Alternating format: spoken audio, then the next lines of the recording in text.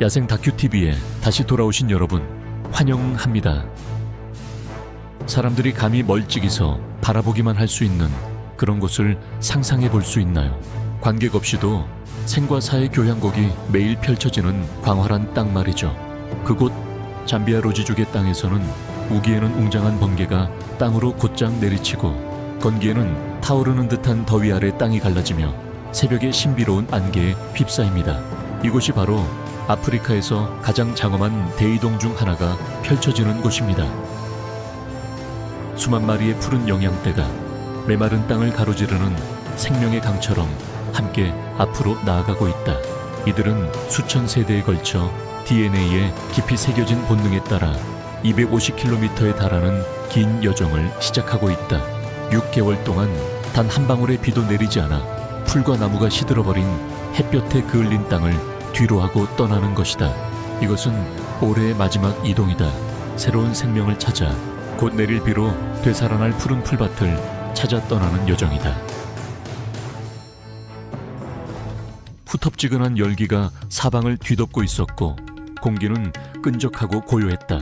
오직 곤충들의 윙윙거리는 소리와 마른 풀숲을 스치는 바람소리만이 그 고요함을 가끔 깨뜨릴 뿐이었다. 이곳이 바로 리우아 평원이다. 로지족 언어로는 평원을 의미하는 이름이지만 그 이름의 단순함 뒤에는 놀랍도록 원시적이고 복잡한 자연세계가 숨겨져 있었다. 20년도 더 전에 리우아 평원은 거의 죽은 땅이나 다름없었습니다. 밀렵은 이곳의 생태계를 무자비하게 황폐화시켰습니다. 한때 수십만 마리에 달했던 푸른 늑대는 위험할 정도로 급감했습니다. 강력했던 케이프 버팔로, 개체구는 50마리도 채 남지 않았고 이는 경고등이 켜지는 숫자였습니다.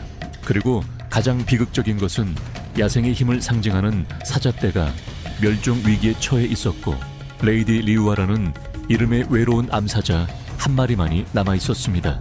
그녀는 평원 곳곳을 떠돌아다녔고 그녀의 포효는 밤마다 울려 퍼지는 외로운 구조 요청이었습니다. 하지만 끈질기고 비범한 보존 노력 덕분에 이곳의 자연은 회복되기 시작했습니다. 2003년부터 리우아 보호구역은 잠비아 정부 및 로지족 공동체와 협력하는 비영리 단체인 아프리칸 파크스에 의해 관리되고 있습니다. 리우아는 보존 프로젝트를 위한 살아있는 실험실이 되었으며 야생이 가장 원시적인 상태로 되돌아갈 수 있는 곳이자 인간의 올바른 개입이 가장 깊은 상처까지도 치유할 수 있다는 것을 보여주는 증거입니다. 이 땅의 기원은 장엄한 잠베지 강 시스템의 오래된 충적토 퇴적물에서 비롯됩니다. 매 우기마다 물이 불어났다가 빠져나가며 비옥한 충적토층을 남겨 생명을 키웁니다. 정기적인 홍수가 평평한 지형과 결합하면서 리우아는 계절성 습지가 되었고 이곳에서 생명체들은 생존을 위해 끊임없이 이동해야 합니다. 리우아의 기후는 열대 몬순의 영향을 받으며 11월부터 4월까지 이어지는 우기에는 평원이 물과 푸른 풀의 바다로 변합니다. 그 다음으로는 혹독한 건기가 이어지는데 낮 기온은 섭씨 35도 이상으로 올라갈 수 있으며 밤에는 섭씨 10도 아래로 떨어집니다. 이러한 극심한 기온차는 큰 도전이지만 리우아는 여전히 놀라운 생명력으로 존재합니다.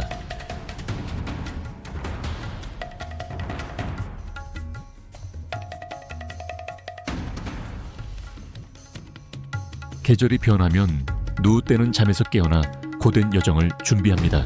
이들의 여정은 본능과 집단 기억 속에 깊이 새겨진 복잡한 계절 주기입니다. 매년 비가 그치면 누우때는 북쪽의 메마른 땅을 떠나 푸른 풀밭과 드문 무릉덩이가 여전히 남아있는 무샹가시 습지를 향해 이동합니다.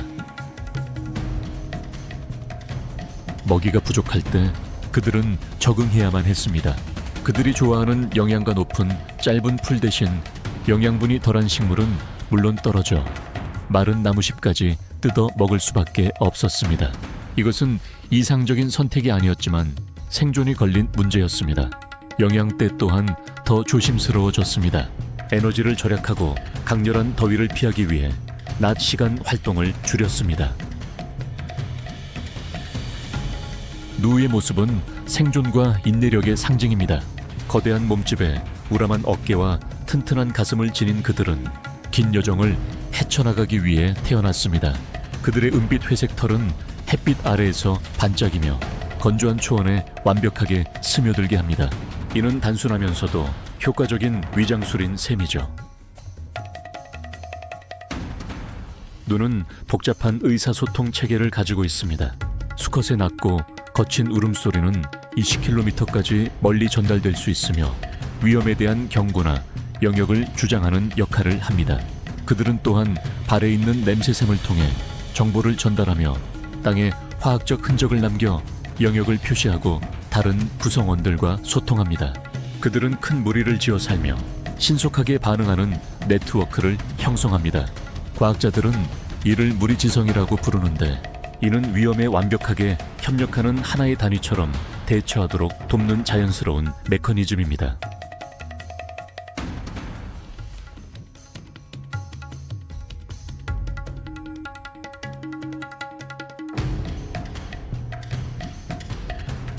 그들과 함께하는 것은 아프리카 초원에서 가장 흔히 볼 수 있는 얼룩말 종인 초원 얼룩말이다. 그들의 가장 두드러진 특징은 흑백 줄무늬로 각 개체마다 사람의 지문처럼 독특한 무늬를 지니고 있다. 가장 일반적인 가설은 이 줄무늬가 포식자의 시야를 교란하는 메커니즘으로 작용하여 포식자가 무리에서 한 개체를 구분해내기 어렵게 만든다는 것이다. 또 다른 가설은 이 줄무늬가 천 조절에 도움을 주고 채채파리 같은 흡혈 곤충의 먹잇감을 쉽게 감지하지 못하게 한다는 것이다. 잠비아 평원에서는 얼룩말 무리들이 보통 수컷 우두머리 한 마리, 암컷 여러 마리, 그리고 그들의 새끼들로 이루어져 있습니다. 건기에는 이 얼룩말 무리들이 물과 푸른 풀을 찾아 수백 마일을 끊임없이 이동하는데, 오래된 수원에 대한 그들의 기억은 생존의 핵심 열쇠입니다.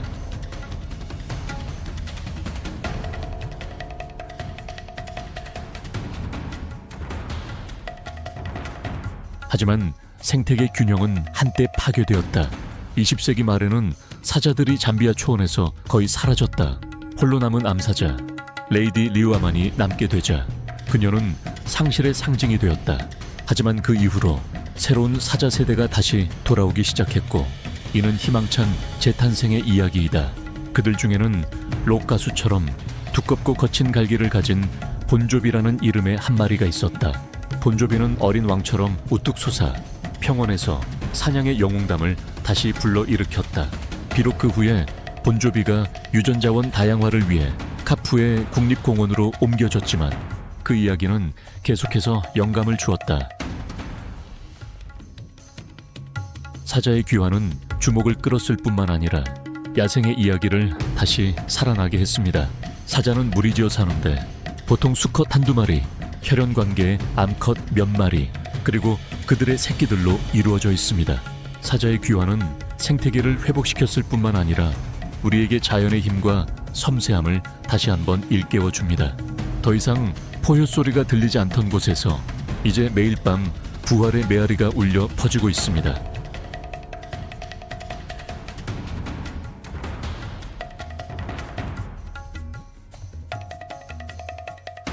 건기가 찾아오면 태셉의 역량에 민첩한 움직임은 공격을 피하는 데 도움이 됩니다. 독특하게 몸을 흔들며 달리는 모습으로 이들은 놀라운 속도를 낼 수 있습니다. 광활한 초원에 서식하는 태셉에는 중요한 토종 영양 중 하나로 생태 균형을 유지하는 데 필수적인 역할을 합니다. 태셉의 역량은 율 20마리 정도의 작은 무리를 이루어 사는데, 이 무리는 우두머리 수컷 한 마리가 이끕니다. 번식기에는 영역 방어 행동이 훨씬 더 격렬해집니다. 수컷들은 개미집 둔덕처럼 높은 지점을 골라 무리를 관찰하고 보호하며 동시에 경쟁자들로부터 자신들의 영역을 필사적으로 지켜냅니다. 번식기 외에는 무리들이 보통 더 큰 집단으로 합쳐지거나 누역량 무리와 합류하여 집단 방어력을 강화합니다. 그들의 식단은 주로 신선한 풀이지만 건기에는 다른 식물들을 먹으며 높은 적응력을 보여준다. 그들이 이동하고 풀을 뜯는 행동은 유기물을 재분배하고 새로운 어린 식물들이 자랄 공간을 만드는 데 도움을 준다. 하지만 태셉의 영양은 숙련된 포식자들에게 중요한 먹잇감이기도 하다. 그들의 속도와 견줄 수 있는 몇 안 되는 존재 중 하나는 바로 치타이다.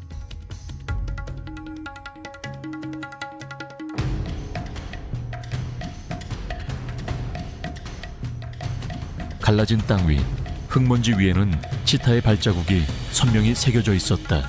이는 리우와 초원의 가장 고독한 사냥꾼 중 한 마리의 흔적이었다. 가뭄과 맞서야 하는 치타의 삶은 속도와 정교한 전술이 어우러진 생존 여정이다. 치타는 세계에서 가장 빠른 육상 동물입니다. 시속 105km까지 속도를 낼 수 있으며 경에서 96km까지는 약 3초 만에 가속합니다. 이들의 몸 구조는 매우 정교한 진화를 반영합니다. 길고 유연한 척추는 용수철처럼 작용하여 보폭을 7m까지 늘릴 수 있도록 합니다. 큰 콧구멍, 튼튼한 심장과 폐는 산소 흡수량을 최대화하는 데 도움을 줍니다.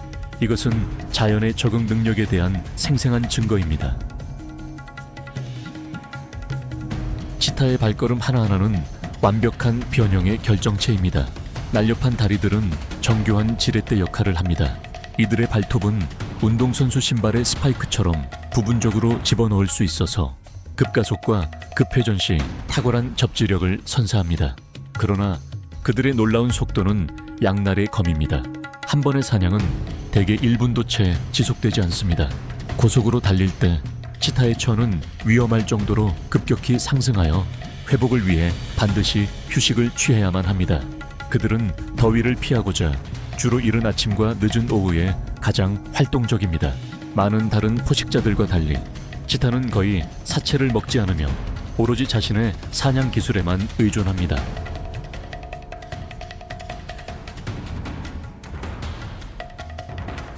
치타의 고독함과는 반대로 아프리카 들개는 사회적 조직력이 가장 뛰어난 육식 동물 중 하나입니다. 각 개체는 독특한 무늬를 가지고 있는데 이 무늬들이 무리 내에서의 당열된 정신과 명확한 역할 분담을 보여줍니다. 아프리카 야생개의 털은 검은색, 노란색, 갈색, 흰색 반점들로 마치 유화 그림 같아요. 각 무늬는 개별적인 특징으로 멀리서도 서로를 알아보는 데 도움을 줍니다. 크고 둥그런 귀는 멀리서 일어나는 움직임을 감지하는 데 도움이 될 뿐만 아니라 천 조절에도 중요한 역할을 합니다. 아프리카 들개의 사회 구조는 고도로 조직되어 있으며 무리 내에서 유일하게 번식하는 우두머리 한 쌍을 중심으로 형성됩니다. 전체 무리가 함께 새끼를 돌보며 끈끈한 공동체 시스템을 만듭니다. 바로 이러한 협동심이 아프리카 들개를 가장 효율적인 사냥 집단 중 하나로 만들었으며 그들의 사냥 성공률은 70-90%에 달합니다. 사냥은 각 동물이 저마다의 역할을 맡으며 펼쳐지는 연출된 전투와 같았다. 목표물이 지치자 무리의 각 구성원들은 서서히 에워싸 모든 도주로를 차단했고 희생자는 거의 도망칠 수 없게 되었다. 무리 내에서의 관계는 단순히 사냥에만 그치지 않습니다. 먹이를 공유하고 약하거나 늙거나 다친 개체들을 보살피는 것은 유대감과 무조건적인 지원의 증거입니다. 건기 하늘 위 한 포식자가 높은 곳에서 소리 없이 관찰하고 있었다. 그것은 바로 마셜 독수리, 창공의 힘과 자유를 상징하는 존재였다. 파란 하늘 아래 날개 폭이 2.4m가 넘는 마셜 독수리의 날개는 사뿐히 미끄러지듯 날아다닌다.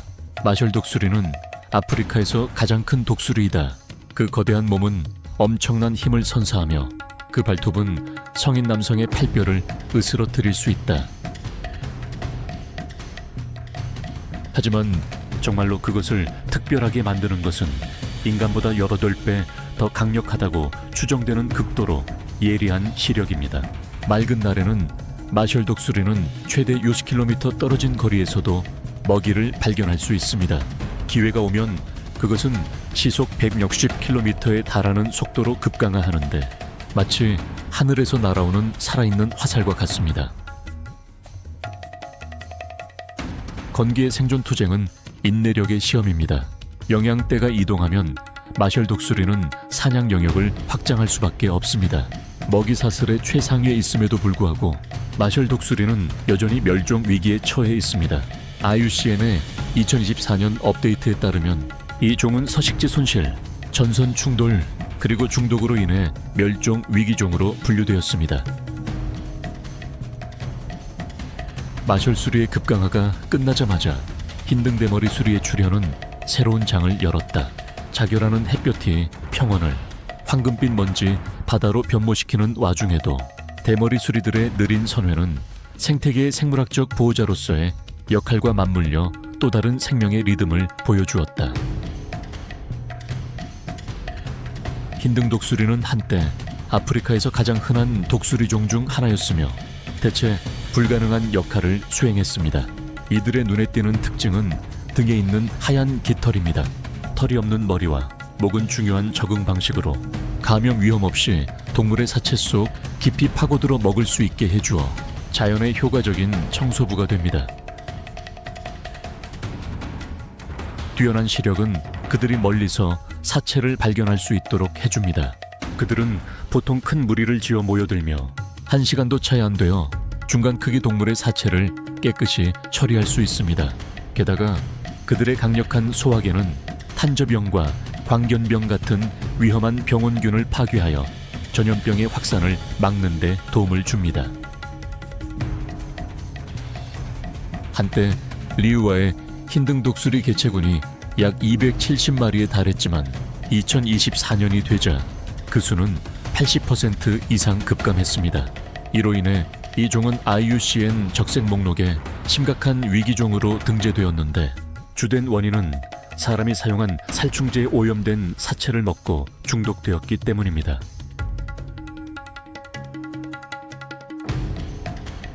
가장 오해받는 생물들이 가장 중요한 생물들일 수도 있다고 생각하시나요? 아래 댓글에 여러분의 생각을 공유해주세요. 첫 비가 돌아와 축축한 흙냄새를 실어올 때 리우와 평원은 케이프 물소들을 맞이한다.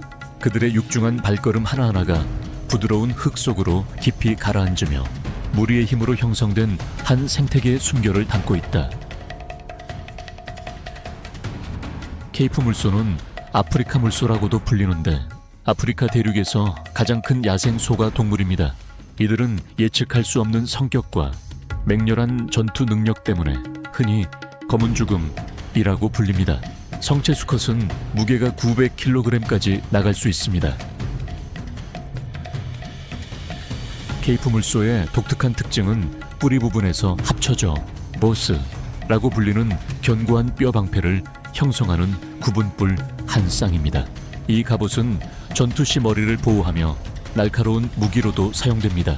우기가 시작되면 케이프 물소는 이주하는 대신 해당 지역 내에서 횡적으로 이동합니다.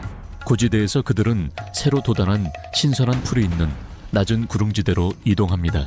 늪지 환경에 대한 적응력은 그들이 장거리 이주 없이 먹이원을 유지할 수 있도록 해줍니다. 매우 예민한 후각은 물을 찾고 위험을 감지하는 비밀 무기이다. 연구에 따르면 그들은 바람이 약하게 부는 상황에서도 2km가 넘는 거리에서 사자의 냄새를 감지할 수 있다고 한다.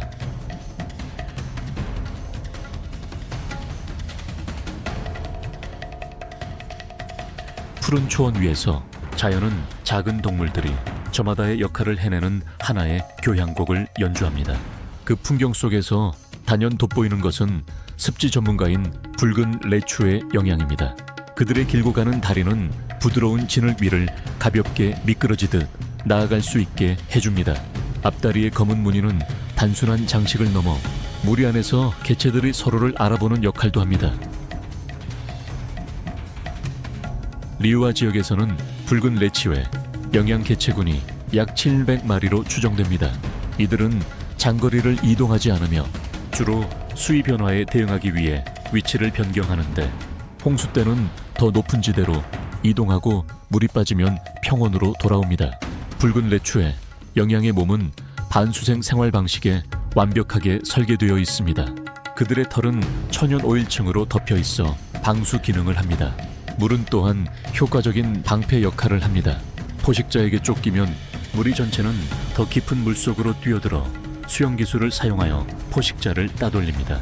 붉은 영양의 힘은 환경에 적응하는 능력에 달려 있습니다.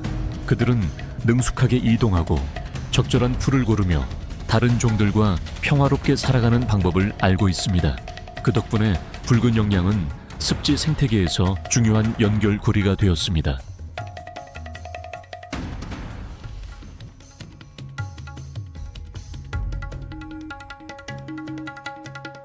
가녀린 몸매 탓에 그들은 밤의 은밀한 사냥꾼인 표범의 먹잇감이 되고 말았습니다.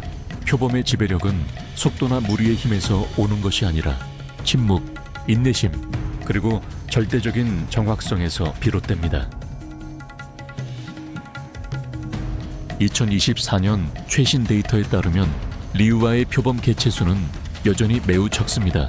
비록 겨우 수십 마리밖에 남지 않았지만 이들은 우기에도 최상위 포식자로서의 역할을 유지하고 있습니다. 사자는 습한 환경에서 종종 어려움을 겪는 것과 달리 표범은 적당한 체중 덕분에 민첩하게 움직입니다. 이들은 길게 쫓을 필요 없이 뒤에서 접근하는 전략을 사용하며 덤불이나 빗소리를 이용하여 발소리를 감춥니다. 단 한 번의 도약이면 대부분 먹이를 제압하기에 충분합니다. 우기에는 먹이를 나무 위로 끌어올리는 능력이 매우 중요해진다. 먹이를 높은 곳에 숨기는 것은 하이에나와 같은 청소동물로부터 식사를 보호하는 데 도움이 될 뿐만 아니라 냄새를 줄여 원치 않는 관심을 끌지 않도록 한다. 우기는 번식기이기도 합니다. 암컷은 다음 세대가 무사히 성장할 수 있도록 바위 동굴이나 덤불처럼 안전하고 은밀한 장소를 찾아 새끼를 낳습니다. 다른 많은 대형 고양이와 동물들과는 달리 표범은 완전히 혼자 생활하는 것을 좋아합니다. 각 개체는 소변, 배설물, 그리고 나무 몸통에 남긴 발톱 자국으로 영토를 표시합니다. 여러 난관에 직면했음에도 불구하고 표범은 인간과의 갈등과 불법 사냥 때문에 여전히 취약종으로 분류됩니다.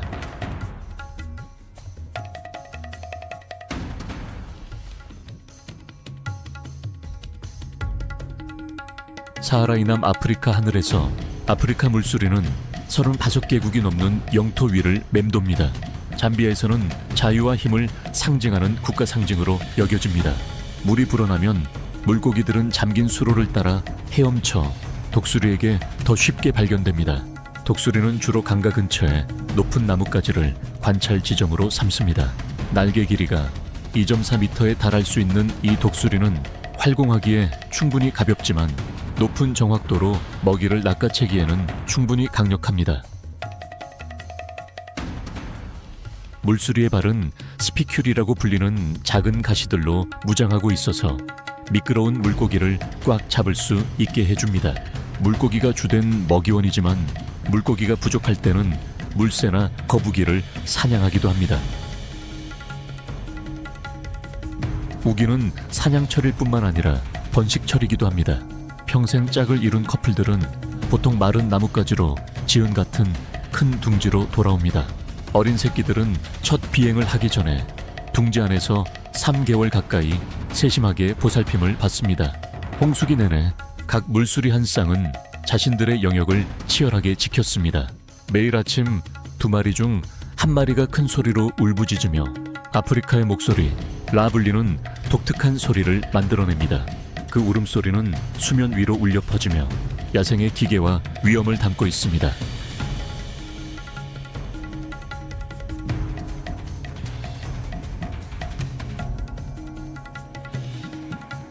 리우아 평원에는 약 4,500마리의 푸른 늑대가 모여들어 세렝게티 마라 다음으로 아프리카에서 두 번째로 큰 이동을 만들어냅니다. 본능에 이끌려 늑대는 계절의 변화를 감지합니다. 그들에게 이 여정은 생존의 문제입니다. 이 이주는 여러 세대에 걸쳐 전해져 내려온 연례적인 주기입니다. 그들은 250km에 달하는 긴 여정 동안 진흙탕과 작은 가을을 가로지릅니다. 세렝게티 노선보다 짧지만 이곳의 경로는 위험하기는 마찬가지입니다. 누떼에는 명확한 우두머리가 없습니다. 그 대신에 그들은 끊임없이 서로를 관찰하는데 이는 자연스러운 민주주의 시스템입니다. 위협이 나타나면 때는 즉시 원형을 이루어 새끼들을 중앙에 두고 성체들은 바깥쪽을 향하게 합니다. 리우아는 단순히 서식지가 아니라 생명을 재생하는 공간입니다. 우기 말에는 번식기가 시작됩니다. 약 8달 반의 임신 기간을 거쳐 암컷은 시야가 탁 트인 넓은 지역에서 새끼를 낳습니다. 태어난 지 불과 몇 분 만에 새끼는 이미 혼자서 설 수 있게 되고 걸어 다닐 수도 있습니다. 눈은 초원의 정원사와 같은 역할을 하기도 합니다. 짧은 풀을 뜯어 먹으며 다른 식물들이 자랄 공간을 만들어줍니다. 그들의 이동은 흙을 재생시키고 생물 다양성을 유지하는 데 기여합니다.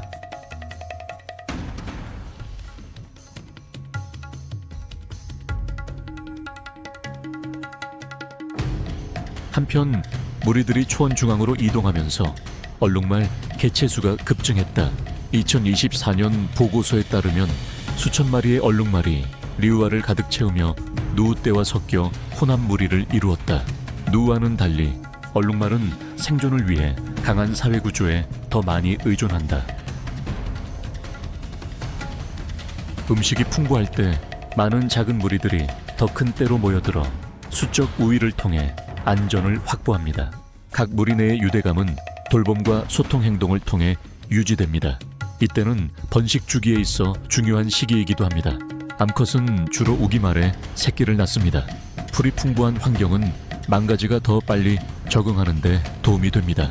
불과 몇 분 만에 망가지는 일어서서 어미 옆에서 달릴 수 있었습니다.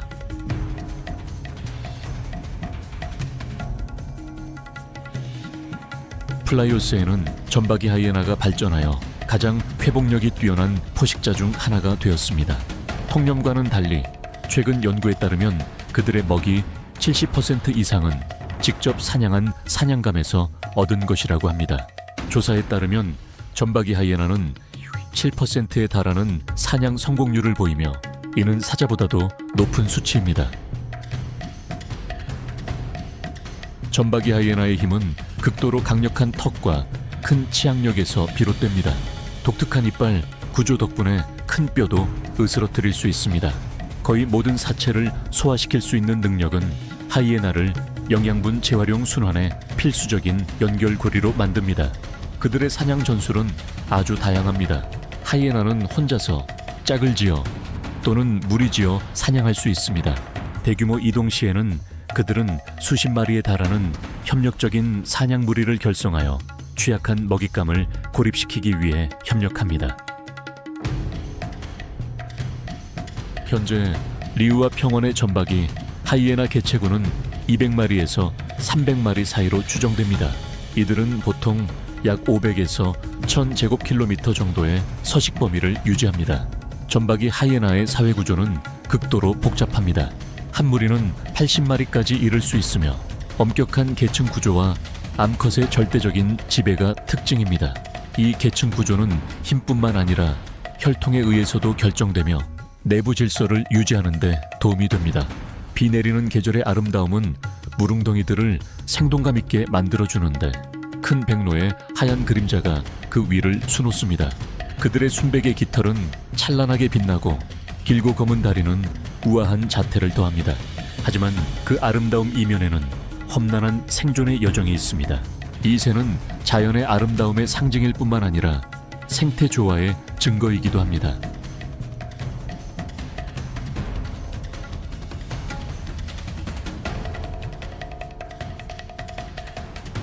많은 시끄러운 포식자들과는 달리 대백로는 침묵을 택합니다. 때때로 그들은 미동도 없이 서서 가장 미세한 움직임을 기다립니다. 완벽한 순간에 그들의 창과 같은 부리는 번개 같은 속도로 앞으로 돌진합니다. 바로 그 인내심과 정확성이 대백로를 가장 숙련된 사냥꾼 중 하나로 만듭니다.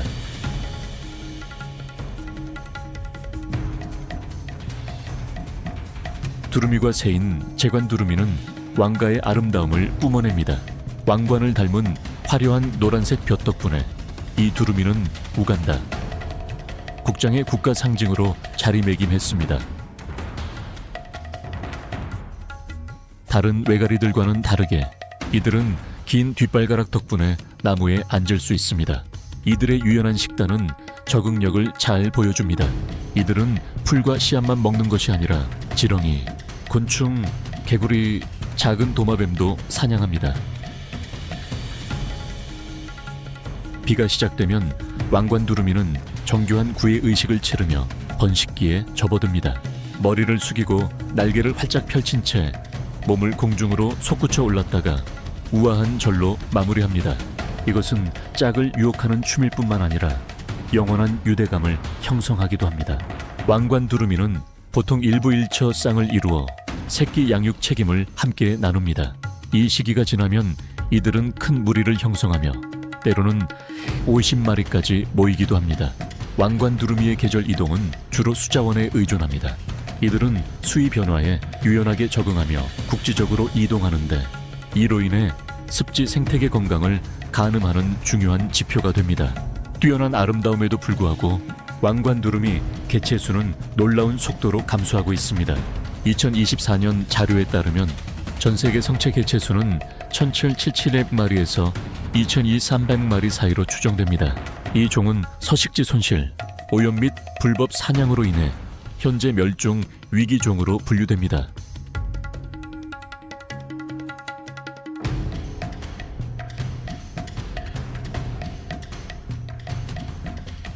아프리카 초원의 이야기는 끝나려면 아직 한참 멀었습니다. 그곳은 발자국 하나하나, 포효 한 번 한 번, 그리고 생사를 건 추격전 하나하나가 야생의 교양곡의 한 부분을 이루는 곳입니다. 아프리카 들개는 사자만큼 강하지 않지만 당열력 덕분에 살아남아 번성합니다. 각 개체는 각자의 역할이 있고 어느 누구도 뒤처지지 않습니다. 사냥할 때 그들은 경쟁하는 대신 나누어 먹습니다. 그들이 살아가는 방식을 보면 때로는 생존을 결정하는 것이 힘이나 속도가 아니라 우리가 쌓아가는 신뢰와 유대감이라는 것을 깨닫게 됩니다. 자연보호는 단순히 책임일 뿐만 아니라 삶의 귀중한 아름다움과 균형을 보존하는 우리의 방식이기도 합니다. 오늘 함께한 여정 중 어떤 점이 가장 깊은 생각을 하게 했나요? 아래 댓글에 여러분의 생각을 공유해주세요. 저희와 함께 이 멋진 야생의 세계를 탐험해 주셔서 감사합니다. 그리고 야생 다큐TV의 다른 어떤 모험도 놓치지 않도록 좋아요와 채널 구독, 알림 설정까지 잊지 마세요. 저희 채널에 다시 오신 것을 환영합니다. 코끼리들이 거대한 유령처럼 강을 헤엄쳐 건너고 초원의 지배자인 사자들이 광활한 물속에서 소리 없는 사냥꾼이 되는 곳을 상상해 본 적이 있으신가요? 만약 그런 곳이 존재한다면 그곳이 바로 초배입니다. 육지와 물의 경계가 지구상에서 가장 치열하고 가장 정교하며 비극적이면서도 웅장한 생존 전쟁으로 허물어지는 곳이죠. 이곳의 이른 아침 공기는 밤이슬의 습기뿐만 아니라 흙먼지 냄새, 야생 식물의 향기, 그리고 긴장감 넘치는 기다림의 감각을 풍깁니다. 마치 위대한 연극의 막이 오르기 전 온 땅이 숨을 죽이고 있는 것처럼 말이죠.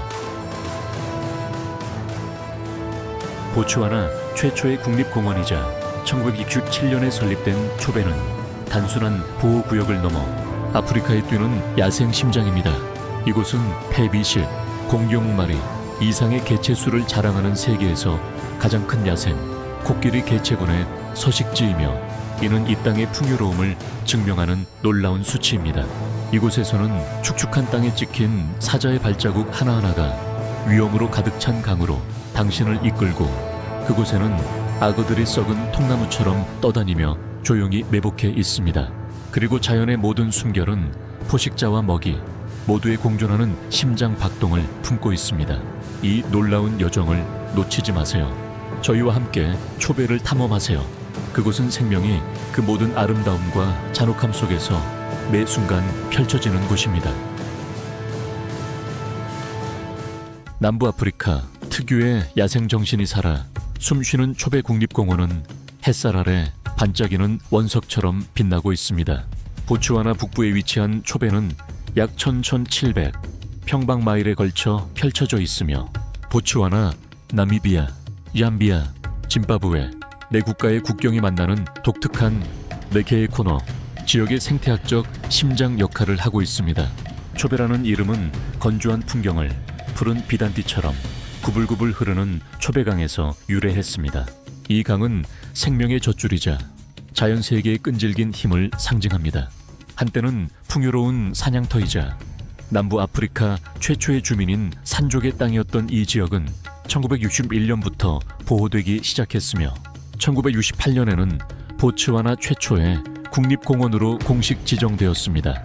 이는 인류의 가장 위대한 자연 보물 중 하나를 보호한 선구적인 결정이었습니다. 공원 북동쪽에 위치한 세론델라는 초베강 남쪽 강변을 따라 펼쳐져 있습니다.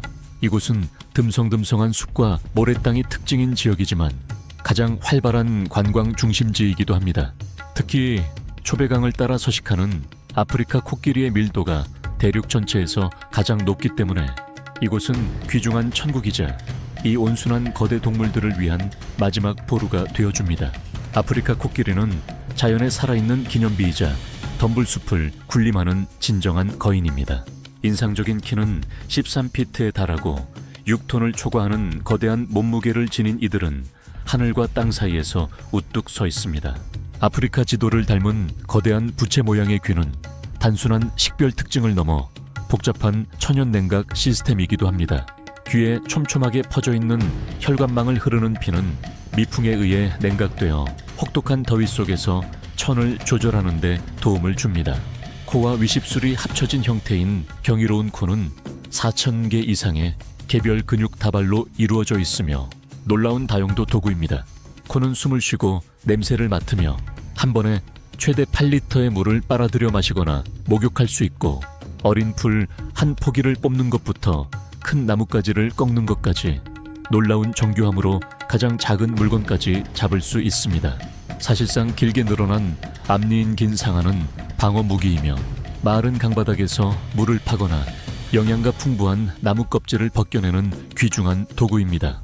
아프리카 전역에 남아있는 약 4,725천 마리의 코끼리 중 보츠와나는 가장 큰 개체군을 보유하고 있으며 세론델라는 이 왕국의 심장부이자 대체 불가능한 요새입니다.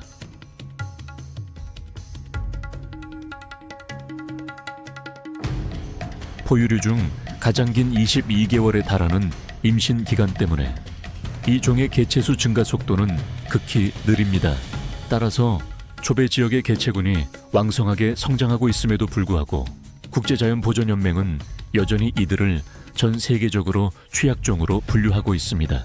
60에서 70년에 이르는 긴 수명은 이 야생 환경과의 깊은 유대감을 반영하며 이는 도전과 지혜로 가득 찬 긴 삶입니다.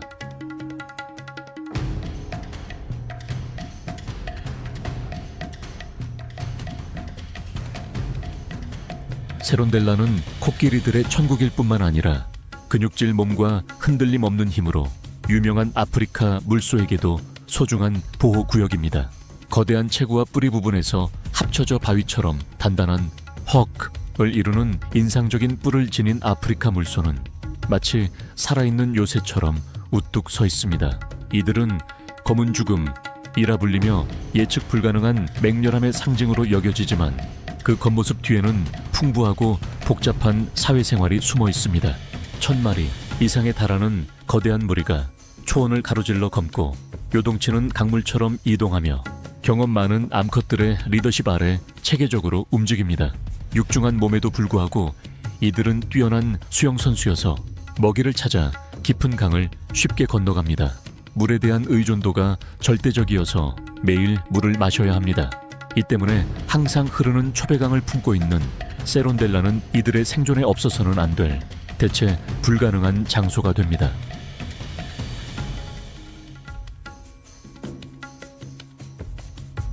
사자와 같은 적이 나타나면 집단적인 힘이야말로 가장 강력한 방어 무기입니다.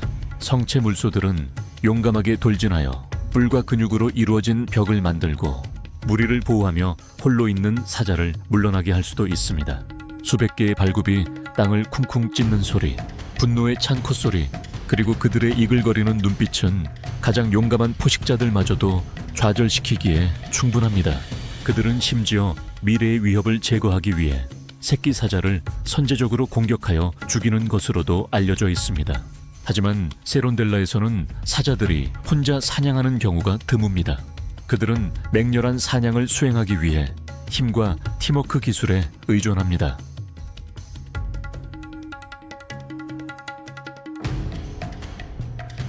여기 각 사자 무리는 광대한 영역을 차지하고 있습니다. 근육질의 수컷 사자들은 두꺼운 갈기가 특징인데 이는 힘과 건강의 상징입니다. 갈기가 어두울수록 수컷은 더 강하고 암컷에게 더 매력적입니다. 그들의 특징적인 포효 소리는 최대 9마일 거리에서도 들릴 수 있습니다. 이 원시적인 소리는 초원 전체에 울려 퍼지며 영역을 표시하고 무리 구성원들을 불러 모으며 경쟁자들에게 경고하는 데 사용됩니다. 그들의 번식 죽이는 계절에 구애받지 않습니다. 약 110일간의 임신 기간 후 암사자는 은밀한 은신처에서 한 마리에서 4마리의 새끼를 낳습니다.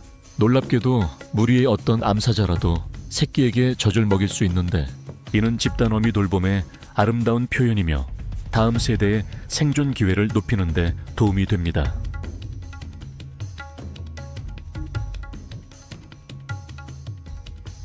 다른 대형 고양이와 동물들과는 달리 사자는 긴밀한 사회 구조로 유명합니다. 보통 혈연 관계로 묶여있는 암사자들은 사냥 작전의 중추입니다. 초배에서는 연구자들이 심지어 사자들이 아기 코끼리를 사냥하는 것을 관찰했는데 이는 엄청난 힘, 대담함 그리고 비범한 협동심을 필요로 하는 극히 드문 행동입니다. 이들의 유기적인 협동은 모든 사냥을 대가의 전략적인 연출로 탈바꿈시킵니다. 하지만 싸움은 거기서 끝나지 않았다. 사자 무리는 교활하고 끈질긴 상대인 점박이 하이에나와도 맞서야 했다. 개처럼 생겼지만 하이에나는 고양이과에 더 가깝다. 이들은 하이에나과에서 가장 큰 동물로 암컷이 수컷보다 더 크고 더 공격적이며 수컷을 지배한다. 매우 강력한 턱으로 천매발 PSI에 달하는 치악력을 낼 수 있어 기린의 가장 두꺼운 뼈까지 으스러뜨리고 모든 영양분을 추출할 수 있다. 매우 강한 위산을 가진 독특한 소화 시스템은 단단한 뼈까지도 처리할 수 있게 해주어 이들을 효율적인 생존자로 만든다. 비범한 지구력 덕분에 하이에나는 꾸준한 보조로 광활한 초원을 지칠 줄 모르고 이동할 수 있습니다. 그들의 삶은 최대 80마리에 달하는 복잡한 시족과 얽혀 있으며 이들은 모두 강력한 우두머리 암컷의 지휘를 받습니다. 그들이 단지 죽은 고기를 먹는 청소동물이라는 일반적인 생각과는 달리 연구에 따르면 그들 식단의 50에서 90%는 성공적인 사냥을 통해 얻어집니다. 그들은 무리를 지어 협력하며 정교한 전술을 사용하여 얼룩말과 누 같은 큰 초식동물을 사냥합니다. 유연한 본능은 그들이 다른 먹이원을 활용하게 하며 그들은 기꺼이 죽은 고기를 먹고 종종 사자와 대치하여 먹이를 빼앗기도 합니다. 부족한 시기에 대비하여 하이에나는 남은 먹이를 진흙 구덩이에 묻어두기도 하는데 이는 그들의 놀라운 지능을 반영하는 행동입니다. 세론델라 생태계에서 점박이 하이에나는 중요한 이중적인 역할을 합니다. 초식동물 개체수를 조절하기 위해 사냥하고 썩은 고기를 먹어 환경을 깨끗하게 유지하며 질병 확산을 막는 것입니다. 이들의 유연성과 적응력 덕분에 수백만 년의 진화를 거쳐 오늘날까지 성공적으로 생존하고 번성할 수 있었습니다.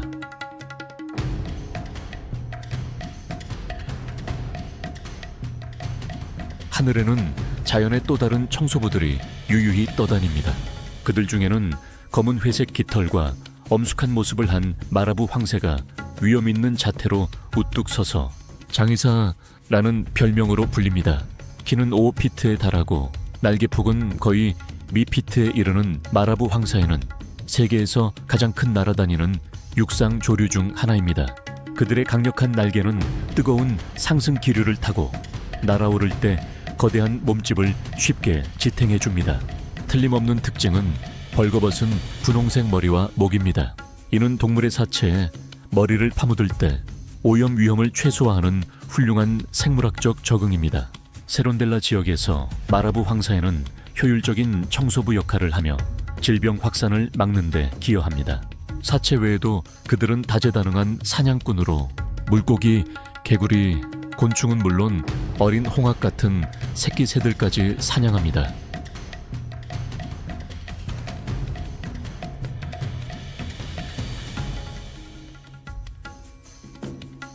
초배 남서부에는 넓은 초원과 흩어진 덤불들이 어우러져 보석처럼 빛나는 사부치, 늪지가 자리하고 있습니다. 사부치의 핵심은 예측할 수 없는 흐름을 가진 신비로운 사부티 운하입니다. 이 운하는 때로는 수년간 맹렬히 흐르다가 갑자기 수십 년 동안 말라버리곤 하여 이곳의 풍경과 동물들의 운명을 끊임없이 변하는 드라마로 바꾸어 놓습니다. 이러한 변덕스러움은 독특한 생존 전략을 형성하게 했고 모든 생물들이 적응하거나 멸종해야만 하는 상황으로 내몰았습니다.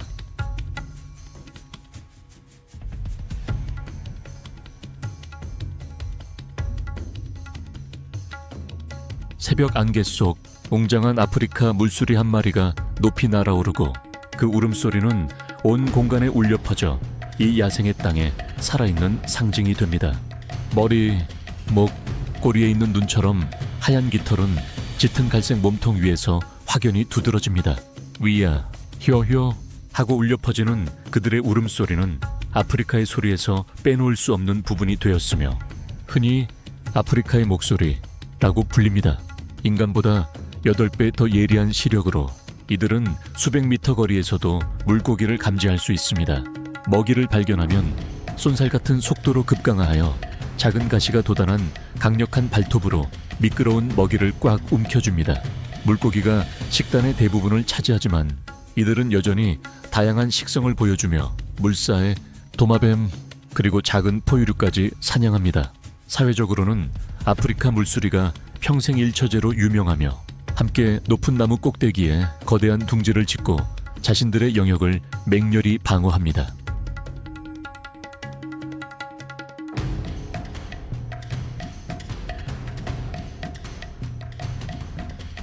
주변에는 앙골라 기린들이 살아 움직이는 이동 요새처럼 모습을 드러냅니다. 이들은 천천히 움직이는데 깃목은 마치 땅과 하늘을 잇는 기둥처럼 하늘 높이 솟아 있습니다. 사부티 풍경 속에서는 기린 무리들이 종종 작고 유연한 사회 집단으로 모여듭니다. 이들의 주식은 주로 아카시아 나무잎이며 거의 20인치에 달하는 긴 혀와 두꺼운 입술 덕분에 가장 가시 돋친 나뭇가지 사이로도 쉽게 잎을 따 먹을 수 있습니다. 이들의 움직임은 풍경을 변화시키는 데 도움을 주는데 나뭇가지들을 쳐내어 햇빛이 땅으로 내려올 수 있게 하고 다른 많은 동물들을 위한 길을 만들어줍니다. 보존 노력 덕분에 앙골라 기린 개체수는 상당한 회복세를 보였지만 서식지 손실과 밀렵으로 인한 심각한 위협에 여전히 직면해 있습니다.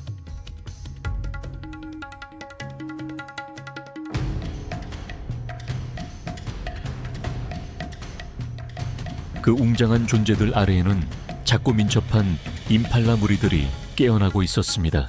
그들의 윤기나는 젓갈색 털은 푸른 풀밭 위에서 두드러졌습니다. 수컷의 특징은 3피트까지 자랄 수 있는 우아한 초승달 모양의 뿔입니다.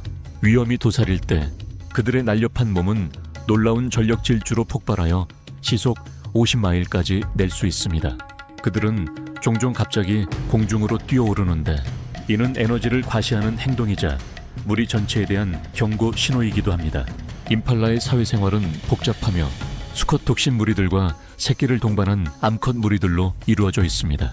그러나 번식기가 되면 성체 수컷들은 영역을 설정하고 콧김을 뿜고 으르렁거리는 소리를 내며 암컷을 유혹하고 경쟁자들과 치열하게 경쟁합니다.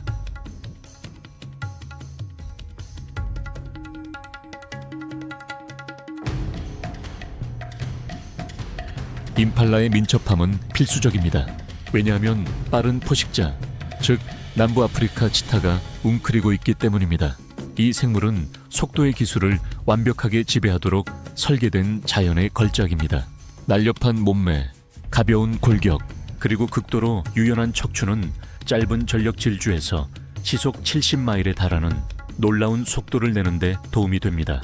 반만 수축 가능한 발톱은 스파이크처럼 땅을 단단히 움켜쥐는 데 도움이 되며, 긴 꼬리는 방향타 역할을 하여 숨막히는 추격전에서 균형을 잡아줍니다. 노란색 점박이 털은 치타가 초원에 완벽하게 녹아들도록 합니다.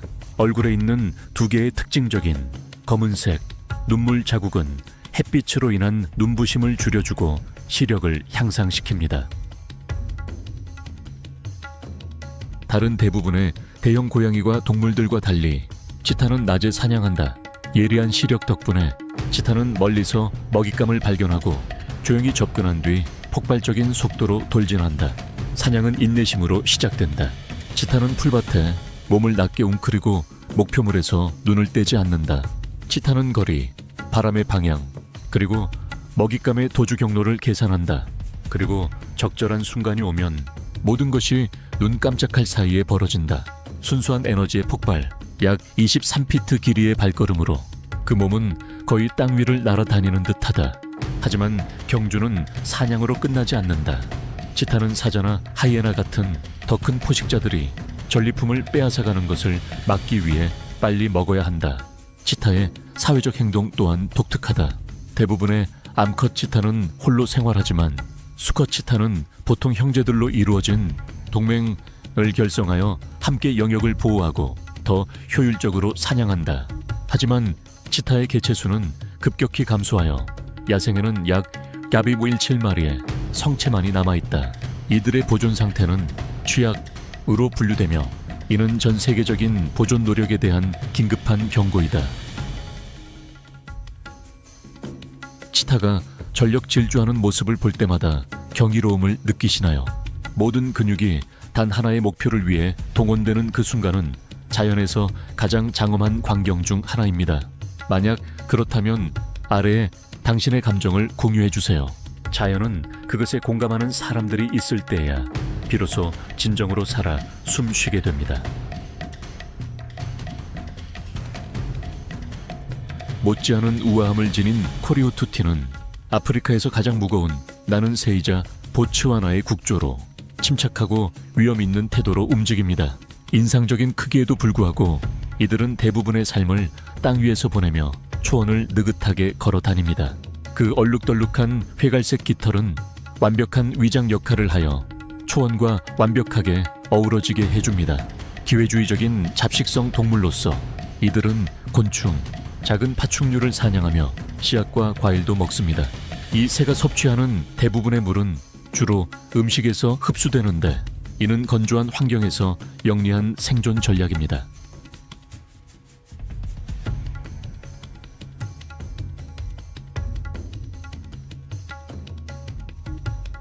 사부티는 또한 세계에서 가장 큰 새인 타조의 서식지입니다. 키가 9피트까지 자라는 타조는 다른 어떤 새보다도 월등합니다. 길고 튼튼한 다리는 빠르게 움직이는데 도움이 될 뿐만 아니라 사자를 죽일 수 있을 만큼 강력한 발차기로 효과적인 방어 무기가 됩니다. 타조는 시속 43마일까지 전력 질주할 수 있습니다. 직경이 거의 2인치에 달하는 육상동물 중 가장 큰 눈은 멀리서도 위험을 감지하는 데 도움을 줍니다. 날 수는 없지만 부드러운 깃털은 천 조절과 수컷의 복잡한 구애 의식에서 중요한 역할을 합니다.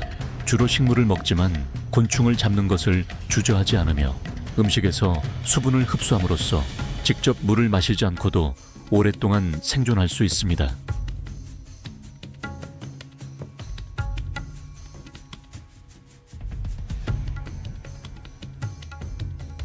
북서쪽으로 이동하면 리냔티 습지는 무성하고 신비로운 자연지역으로 두드러집니다. 늪지대, 스럽, 습지로 이루어진 광범위한 환경은 수많은 야생동물, 특히 물에 의존하는 종들에게 이상적인 서식지를 제공합니다. 리냔티는 450종 이상의 조류가 기록된 중요 조류 지역으로 인정받았습니다. 옅은 안개가 늪 위를 떠다닐 때 고요하고 고대적인 그림자가 모습을 드러냅니다. 바로 아프리카에서 가장 큰 담수파충류인 나일악어입니다. 이들의 피부는 뼈 조각들로 강화되어 거의 뚫을 수 없는 갑옷을 형성합니다. 이들은 평생 동안 끊임없이 교체되는 원뿔 모양의 날카로운 이빨을 가진 극도로 강력한 턱을 가지고 있습니다. 이들의 사냥 방식은 인내심의 본보기입니다. 이들은 물속에 몸을 숨기고 눈과 콧구멍만 드러낸 채 물고기, 새는 물론 영양, 물소, 심지어 사제 이르기까지 강가에 너무 가까이 다가오는 모든 것을 공격할 적절한 순간을 조용히 기다립니다. 먹이를 붙잡으면 이들은 무시무시한 데스롤 기술을 사용하여 엄청난 힘으로 몸을 회전시켜 먹이를 한 입 크기의 조각들로 찢어버립니다.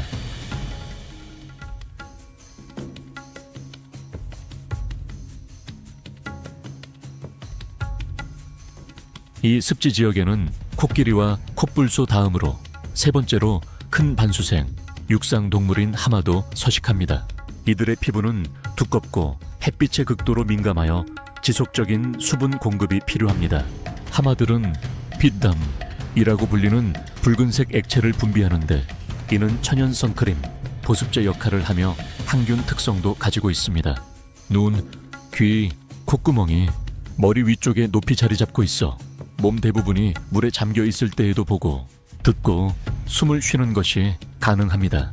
대부분의 시간을 물속에서 보내지만 이들은 실제로 수영을 할 수 없으며 강바닥을 따라 걷거나 뛰어다닙니다.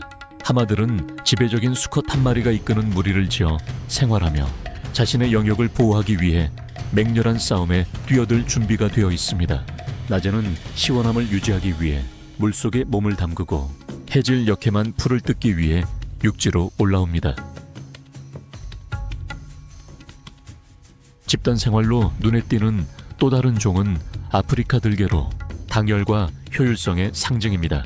한 무리는 보통 30마리 가까이 되는 구성원으로 이루어져 있으며 지배적인 한 쌍의 암수 개체가 이끌고 있습니다. 이들의 특별한 점은 놀라운 이타심입니다. 무리 전체가 새끼들을 함께 돌보고 굴에 남아있는 개체들을 위해 부분적으로 소화된 먹이를 가져다주며 부상당하거나 늙고 약해진 구성원들을 돕습니다. 이들의 사냥 전략은 동물 왕국에서 가장 성공적인 방법 중 하나로 여겨집니다. 이들은 빠른 속도로 움직이며 유기적으로 협력하고 먹잇감이 지칠 때까지 끈질기게 추격합니다. 이들은 삑삑거리는 소리와 날카로운 휘파람 소리로 소통하며 공격을 완벽하게 조율합니다. 놀라운 협력과 지구력 덕분에 이들은 최대 80%의 사냥 성공률을 자랑합니다.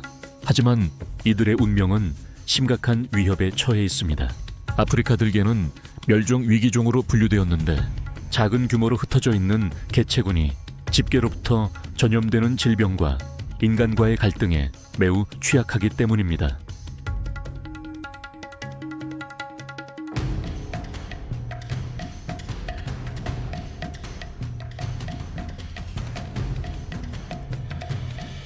리냔티의 변화 속에서 회색관 두루미는 마치 왕실 무용수처럼 등장합니다. 화려한 황금빛 볕과 우아한 회색 깃털로 이 두루미는 모든 시선을 사로잡습니다. 가장 경이로운 순간 중 하나는 이들의 구애춤인데 이는 리드미컬한 발걸음, 공중으로 솟구치는 움직임, 그리고 울려 퍼지는 울음소리가 어우러진 장엄한 공연입니다. 하지만 안타깝게도 그 아름다움은 점차 사라지고 있습니다. 회색관 두루미는 습지 서식지 손실과 불법 거래로 인해 심각한 멸종 위기에 처한 종으로 분류되었습니다.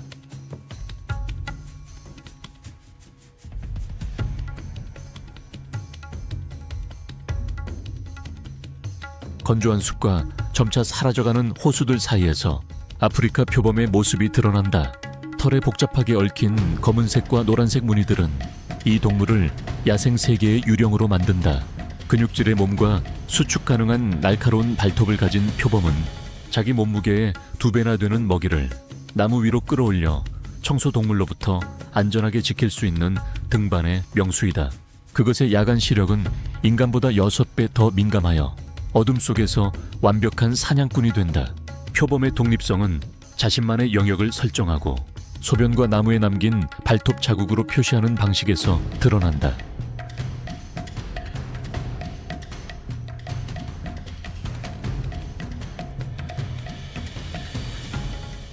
조용한 포식자들 외에도 흰 콧불소의 강인한 모습은 생존의 풍경에 희귀한 한 조각을 더합니다. 근육질의 외모 뒤에는 감동적인 생존 이야기가 숨어 있습니다. 흰 코뿔소는 5 코뿔소 종 중 가장 큰 종이며 크기 면에서는 코끼리 다음으로 큽니다. 특징적인 사각형 입술은 풀을 뜯어먹기에 완벽한 도구입니다. 비록 수톤에 달하는 무게지만 놀라운 속도로 질주할 수 있습니다. 제한된 시력 때문에 예민한 청각과 후각으로 이를 보완합니다. 공격적인 검은 코뿔소와 달리 흰 코뿔소는 더 온순하며 작은 무리를 지어 삽니다. 느린 번식 속도는 잔혹한 뿔 밀렵과 결합되어 이들을 극도로 취약하게 만듭니다. 19세기 말 남부 흰 코뿔소는 100마리도 채 남지 않아 멸종 위기에 처해 있었지만 끈질긴 보존 노력 덕분에 이 종은 기적적인 회복을 이루었습니다.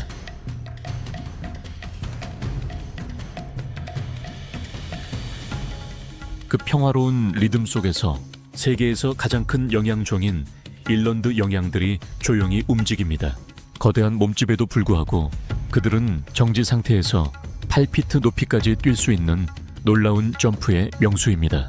일런드 무리는 느슨한 사회 구조를 가지고 있으며 신선한 풀을 찾아 끊임없이 이동합니다. 이들의 경이로운 갈증 저항 능력은 식물에서 수분을 흡수하고 수분 손실을 최소화함으로써 가장 가혹한 시기에도 생존할 수 있도록 해줍니다.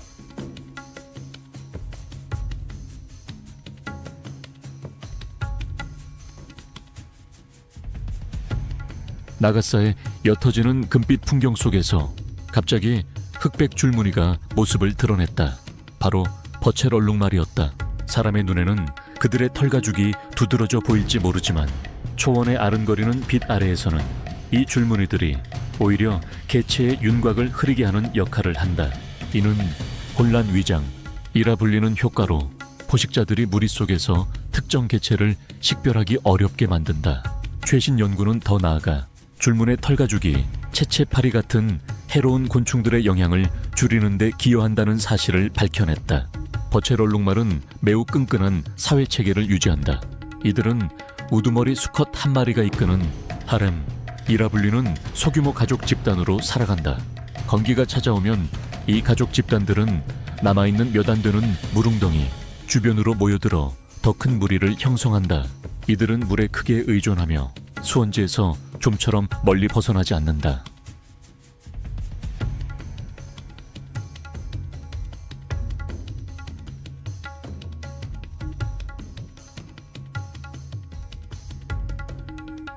하지만 초배의 태고적 아름다움 속에서도 전례 없는 도전들이 생태계를 위협하고 있습니다.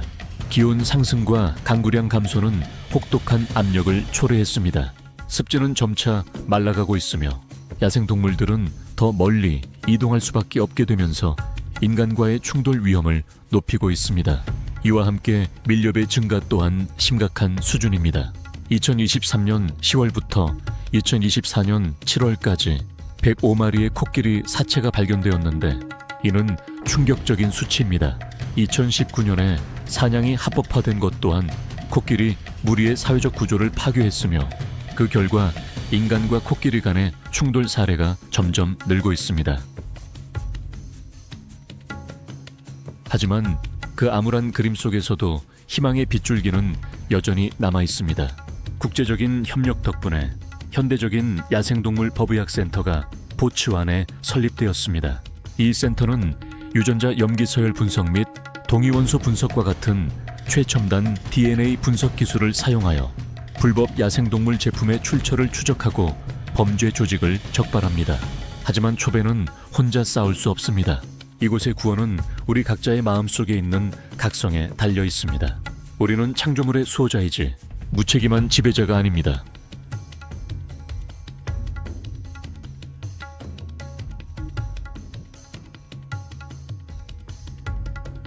사막 코끼리는 초원지대 친척들보다 몸집이 작지만 놀라운 특징들을 가지고 있습니다. 길고 튼튼한 다리는 모래 언덕을 건너는데 도움을 줍니다. 길고 유연한 코는 물과 식물 뿌리를 찾는 강력한 도구입니다. 그들의 파기 활동은 모래 속에 물을 담을 수 있는 작은 구덩이를 만들며 이는 다른 많은 종들에게 생명줄이 됩니다.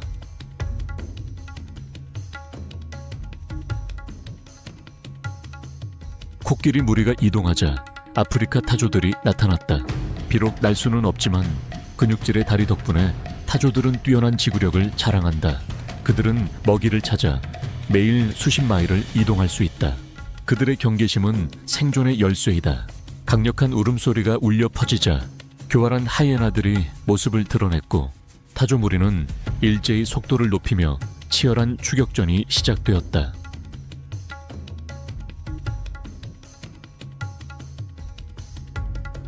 하지만 사막의 왕, 사막사자는 멸종 위기에 처해 있습니다. 전체 나미브 사막에는 약 100마리 정도만 살아남았습니다. 먹이 부족은 이들을 가축 사냥으로 내몰았고 이는 인간과의 갈등으로 이어지고 있습니다. 이것은 단지 한 종의 상실이 아니라 전체 생태계 붕괴에 대한 경고이기도 합니다. 하지만 아직 희망은 있습니다. 데서트 라이언 컨서베이션과 같은 단체들은 현대 기술을 적용하여 각 사자에게 GPS 장치를 부착, 그들을 추적하고 있습니다. 이것은 단지 과학을 위한 싸움이 아니라 지구를 보호해야 할 우리 모두의 공동 책임에 대한 상기이기도 합니다.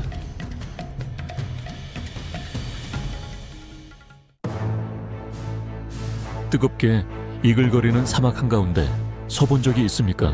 매 순간 불칼이 살갗을 베는 듯한 바람이 몰아치는 곳 말이죠. 그곳의 공기는 뜨거운 열기로 숨막히게 끈적했고 고대의 침묵은 오직 섬뜩하게 스치는 모래소리에 의해서만 깨질 뿐이었죠. 붉은 모래는 단순히 땅이 아니었습니다. 소리 없는 포식자들의 흔적을 삼켜버리는 회오리치는 장막이었고 수백만 년의 비밀을 감춘 끝없는 양탄자였습니다. 그 광활한 모래바다 한가운데 거대한 형체가 모습을 드러냈습니다. 사막의 왕, 위험 있는 검은 갈기를 휘날리며 해질녘 노을 속에서 숯불처럼 이글거리는 모습이었죠. 그의 호박색 눈동자는 지평선을 훑었습니다. 단순히 먹이를 찾는 것이 아니라 마치 미친 듯한 세상 속에서 생명을 찾아 헤매는 위압적일 정도로 권위 넘치는 시선이었죠. 야생의 모험이 펼쳐지는 사부치 칼라하리에 오신 것을 환영합니다. 추아네오로 칼라하리는 건조하고 물 없는 땅을 의미합니다.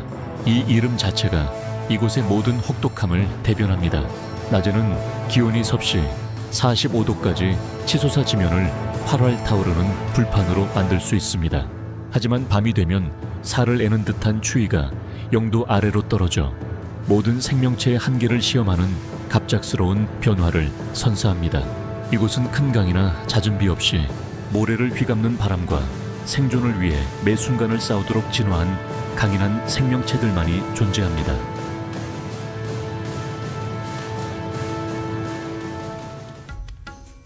(11월부터) (4월까지) 기적이 일어납니다.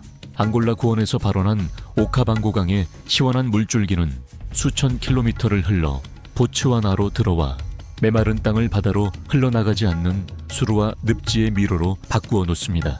이곳은 생명과 죽음, 힘과 인내가 서로 어우러지는 독특한 자연의 경이입니다. 이 지역은 지구상에서 가장 큰 내륙 습지일 뿐만 아니라 아프리카에서 가장 다양한 생태계 중 하나를 위한 보호구역이기도 합니다. 물이 불어나면 이곳은 생명력이 넘쳐나며 아프리카 초원에 가장 눈에 띄는 주인공들을 끌어모으는데 바로 빅5인 사자, 표범 아프리카 물소, 코끼리, 그리고 코뿔소입니다. 이들은 오카방고 델타의 풍부한 자원을 활용하여 생존하고 먹이사슬의 최상위 포식자로서의 지위를 유지합니다. 우기가 찾아오면 칼라하리는 완전히 달라집니다. 가장 큰 육상 동물인 아프리카 초원 코끼리는 마치 진정한 통치자처럼 물에 잠긴 땅을 유유히 거닙니다. 오카방고강의 물은 초원을 범람시켜 생태계의 천국을 만들어냅니다. 거대한 몸의 에너지를 유지하기 위해 코끼리 한 마리당 매일 풀, 나무잎, 수생식물을 300킬로까지 섭취해야 합니다. 4,000개 이상의 근육을 가진 생체공학의 걸작인 유연한 코로 코끼리는 단순히 먹는 것에 그치지 않고 환경을 변화시킵니다. 코끼리는 큰 나뭇가지를 부러뜨려 햇빛이 아래로 잘 닿게 하고 더 작은 식물들이 자랄 수 있는 조건을 만들어 생태계의 균형을 유지합니다. 코의 정교함은 여린 풀 한 줄기를 뽑는 것부터 놀라운 정확도로 물을 흡입하고 뿜어내는 것에 이르기까지 가장 정교한 작업도 수행할 수 있게 합니다.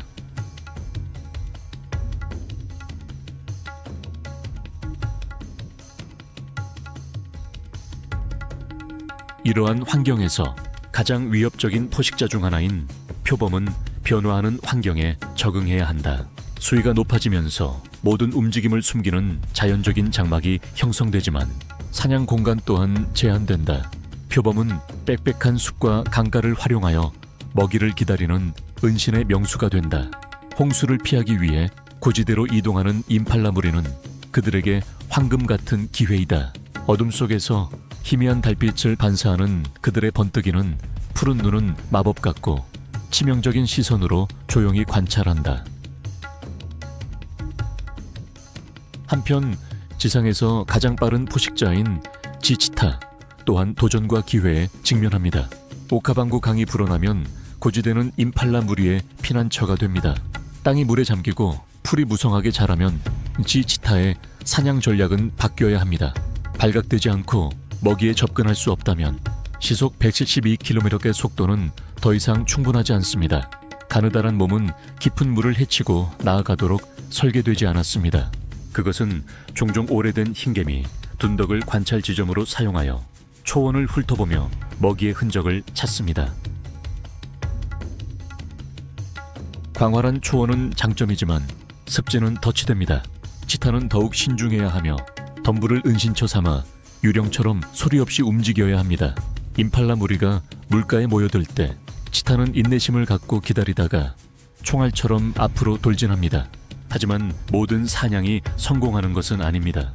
키 큰 풀과 침수된 땅은 시야를 방해하고 마지막 전력 질주 중에 치타가 균형을 잃게 만들 수 있습니다. 사자와 하이에나처럼 항상 먹이를 훔치려고 노리는 다른 포식자들로부터도 압력이 옵니다. 이는 치타로 하여금 더 자주 사냥하게 하고 더 많은 에너지를 소모하게 만듭니다.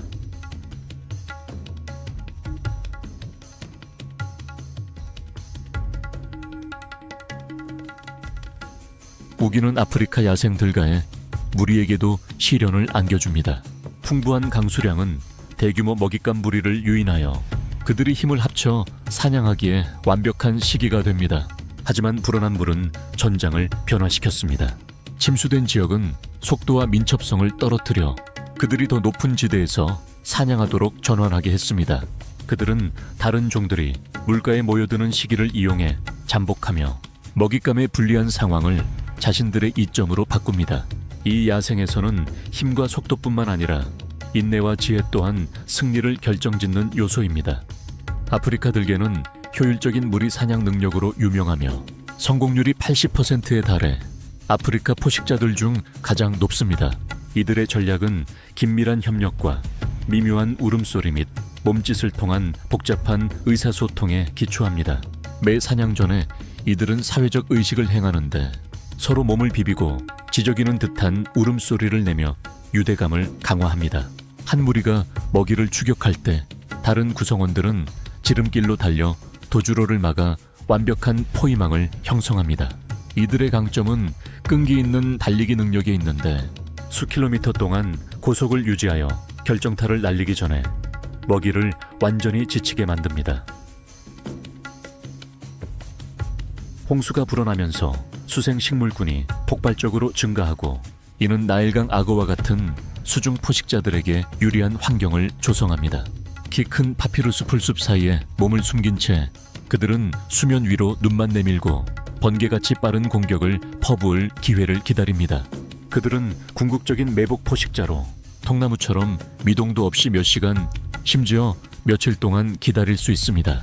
우기는 또한 악어의 번식기입니다. 암컷은 모래밭에 둥지를 짓고 25개에서 80개의 알을 낳으며 알을 노리는 포식자들로부터 맹렬히 보호합니다. 알이 부화하면 어미 악어는 조심스럽게 새끼들을 입으로 물어 물속으로 옮기며 위험으로 가득 찬 생존 투쟁이 시작됩니다. 10% 미만의 새끼, 악어만이 성체가 될 때까지 살아남습니다. 오카방고의 침수 평원에서는 하마가 홍수림의 왕으로 여겨집니다. 물이 불어나면 수생식물들이 무성하게 자라나 거대한 하마들의 주된 먹이가 됩니다. 매일 밤 한 마리의 하마는 최대 36kg의 풀을 섭취할 수 있습니다. 우기 또한 그들의 중요한 번식기입니다. 불어난 수위는 새끼들을 보호하지만 나일강 악어들의 위험은 여전히 도사리고 있습니다. 어미 하마는 항상 경계해야 합니다. 이곳에서의 삶은 환경과 동족 모두와 벌이는 혹독한 투쟁입니다. 성체 하마들은 영토 지배권을 확립하기 위해 끊임없이 싸우며 이 격렬한 싸움은 심각한 부상을 초래할 수 있습니다.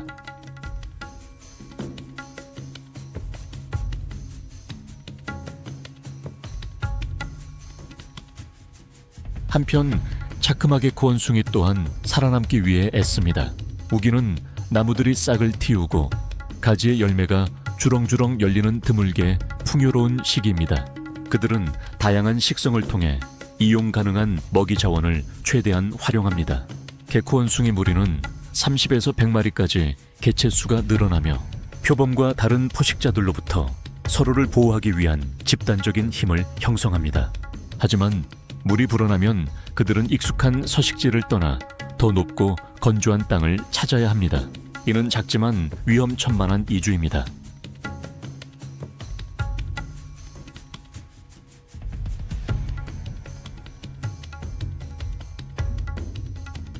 우기는 마카디카디 판의 풍경을 변화시킬 뿐만 아니라 천국 같은 장관을 선사합니다. 거대한 소금 호수들은 하늘을 고스란히 담아내는 거대한 거울이 됩니다. 이곳은 홍수로부터 안전한 높은 둔덕에 홍학들이 둥지를 틀고 알을 보호하기에 이상적인 보금자리가 됩니다. 이 소금 호수들은 또한 큰 힘 펠리컨을 비롯한 많은 철새들을 불러 모아 생기 넘치는 생명의 교향곡을 연주합니다.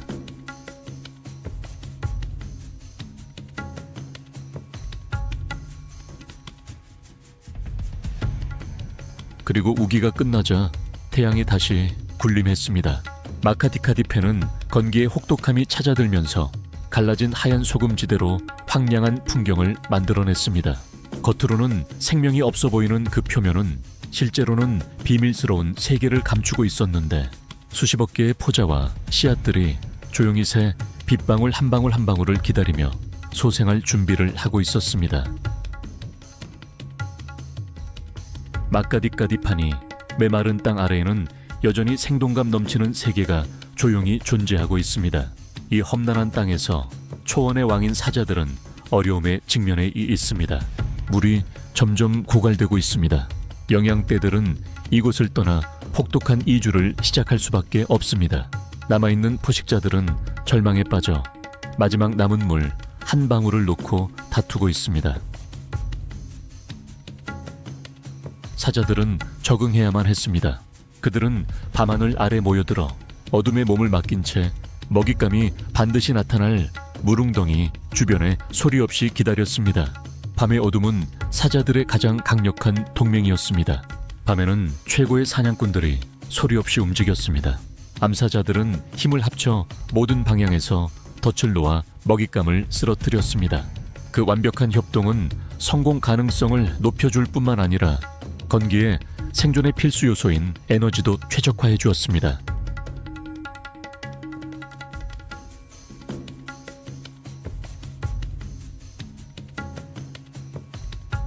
하지만 초원의 왕이라고 해서 평화롭게 사는 것은 아니다. 배고픔이 덮쳐올 때면 사자는 전박이 하이에나 같은 만만치 않은 적수들로부터 자신의 먹이를 지켜야 한다. 하이에나는 대담한 도둑들이며 먹이를 강탈하는 능력으로 유명하다. 먹이 한 조각을 두고 벌어지는 치열한 싸움들은 종종 폭력으로 끝이 난다. 하이에나의 힘은 놀라운 신체 능력에 있다. 그것들의 턱힘은 뼈까지 으스러뜨릴 수 있다. 그것들은 최대 30마리까지 무리를 지어 사냥하며 사자 무리와도 맞먹는 세력을 이룬다. 밤에 울려 퍼지는 그것들의 섬뜩한 웃음소리는 곧 다가올 쟁탈전을 알리는 소리이다.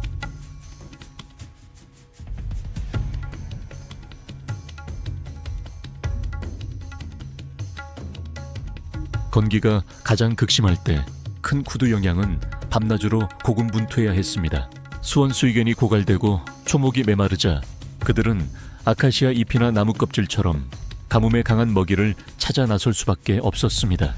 그러나 이러한 먹이원들은 영양분이 충분치 않았고, 이는 쿠두 영양들이 끊임없이 이동하여 지하수가 존재할 수 있는 더 낮은 지대로 향하게 만들었습니다. 쿠두 영양뿐만 아니라 포식자들도 영향을 받아 더욱 잔인하고 무모해졌습니다.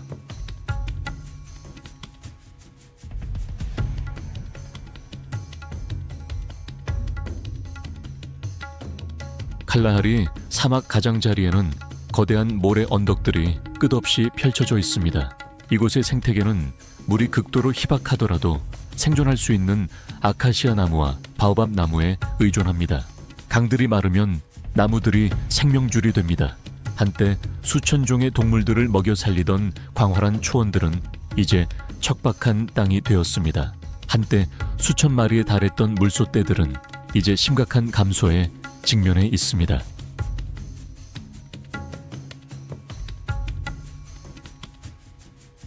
척박하고 뜨거운 햇볕이 내리쬐는 땅, 그곳에서 아프리카 물소떼가 육중하게 발걸음을 옮기고 있었다.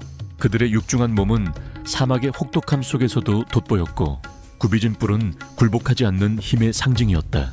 물소의 진정한 힘은 비범한 소화기관에 있었는데, 이는 풀밭의 잎사귀부터 가장 질긴 풀에 이르기까지 모든 자원을 최대한 활용하게 해주었다. 물소떼는 마지막 남은 웅덩이를 찾아 매일 수십 마일을 계속해서 이동했다. 건기의 압박은 자연뿐만 아니라 포식자들에게서도 찾아왔다. 몇 안 되는 남은 웅덩이들은 물소가 사자와 경쟁해야 하는 격전지가 되었다. 그런 위협에 직면하여 물소떼는 재빨리 원형 방어 대열을 형성하고 어린 개체들과 약한 구성원들을 보호했다.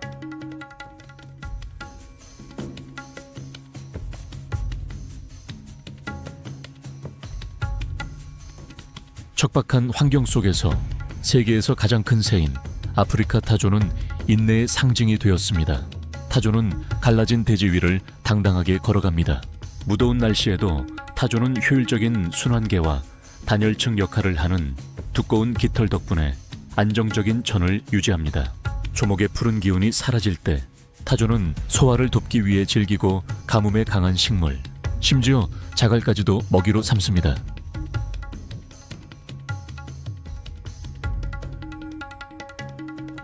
광활한 초원에는 키 큰 아카시아 나무들이 귀중한 먹이원입니다. 남부 기린들은 그 푸른 나뭇가지에 쉽게 닿을 수 있습니다. 건기에도 아카시아 잎은 습기와 영양분을 그대로 간직합니다. 복잡한 소화기 덕분에 기린은 직접 물을 마시지 않고도 일주일에서 몇 달까지 버틸 수 있습니다. 하지만 기린이 물을 마셔야 하는 순간은 가장 취약해지는 때입니다. 땅에 닿기 위해서는 앞다리를 넓게 벌리고 머리를 숙여야 하는데, 이는 포식자의 공격에 취약한 자세가 됩니다.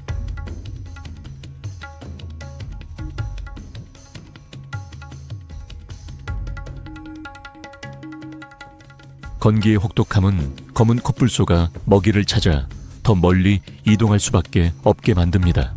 이들은 아카시아와 같은 가뭄에 강한 식물에 의존해야 합니다. 검은 코뿔소의 적응 능력은 강력한 소화 시스템에서 비롯되는데, 이 시스템 덕분에 다른 많은 종이 먹지 못하는 탄닌이 풍부한 잎을 섭취할 수 있습니다. 하지만 생존하기 위해 이들은 먼 거리를 이동해야 하며 때로는 수십 마일에 달하기도 합니다.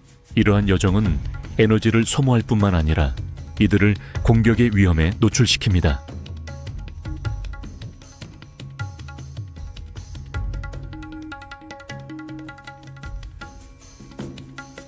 이 시기에 스트랜드 울프 역시 고된 삶에 직면해야 했습니다. 그들은 생존을 위한 독특한 전략들을 개발했습니다. 그들은 혼자 살거나 작은 무리를 지어 생활하는 것을 선호하는데, 이는 먹이 경쟁을 줄이는 데 도움이 됩니다.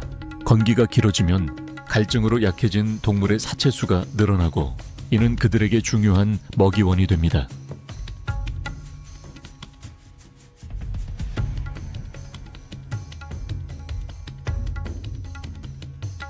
칼라하리 사막에서 사자나 표범 같은 포식자들은 생태계의 균형을 유지하는 데 있어 중요한 역할을 한다.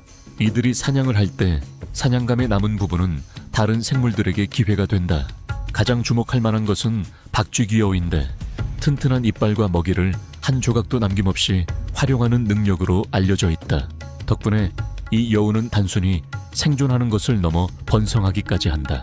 어려운 시기에는 박쥐귀여우는 메뚜기와 딱정벌레 같은 작은 곤충들을 사냥한다. 예민한 후각으로 이들은 섭씨 40도가 넘는 고온에서도 사냥감을 찾아낼 수 있다.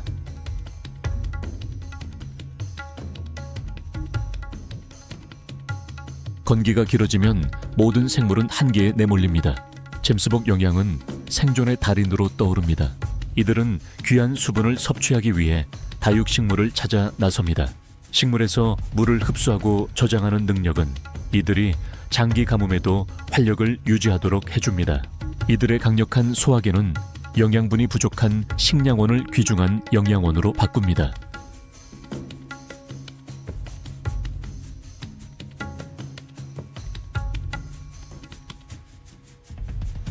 그 끈질긴 전사들 중에서 칼라하리 사마귀 원산지인 미어캣은 생존 전략의 달인으로서 두드러집니다. 이들의 비결 중 하나는 땅속에 복잡하게 얽힌 굴집 네트워크입니다. 이 은신처들은 뜨거운 열기를 피하는 데 도움이 될 뿐만 아니라 습도와 온도를 안정적으로 유지시켜줍니다. 이 굴집 체계는 또한 전술적인 이점으로 작용하여 미어캣이 먹이를 찾아 유연하게 이동할 수 있게 해줍니다. 이들의 주요 먹이는 정알과 거미 같은 곤충이며 이는 필요한 수분을 공급해줍니다. 미어캣은 지속 가능한 사회 시스템을 구축합니다. 집단 사냥과 먹이 공유는 강력한 결속력을 만들어내어 독수리나 자칼 같은 위험한 포식자들로부터 무리 전체를 보호합니다. 항상 한 개체가 높은 곳에 서서 보초를 서는데 하늘과 땅을 끊임없이 살피며 무리 전체에게 경고할 수 있는 특유의 경고음을 낼 준비를 갖추고 있습니다. 바로 이러한 집단적 힘이 혹독한 환경에 맞서 버티는 능력을 증가시켰습니다. 하지만 칼라하리에서의 투쟁은 결코 쉽지 않았다. 동물들은 혹독한 자연 조건에 직면했을 뿐만 아니라 인간이 초래한 기후변화로 인해 위협받고 있다.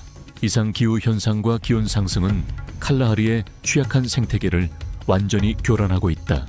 지난 30년 동안 평균 기온은 1.5도씩 상승하여 이 지역을 더욱 건조하게 만들었다. 장기간의 가뭄은 초원 지역을 20%까지 축소시켰고 이로 인해 많은 종들이 혹독한 생존 경쟁에 돌입할 수밖에 없게 되었다. 자원 압박은 기후 변화뿐만 아니라 농업과 축산업의 확장에서도 비롯됩니다. 광활한 토지가 개간되면서 많은 야생동물들은 더 작은 지역으로 밀려나게 되었습니다. 얼룩말과 스프링복 영양과 같은 종들은 희소한 먹이 자원을 두고 가축들과 치열하게 경쟁해야 합니다. 농업의 발전은 전통적인 이주 경로를 가로막는 인공 울타리에 의해 더욱 공고화되었습니다. 자연적인 경로가 차단되면서 그들은 귀중한 수자원에 접근할 수 없게 되어 개체수 감소의 위험이 커집니다. 이 지역의 많은 동물 개체군은 30%까지 감소했습니다.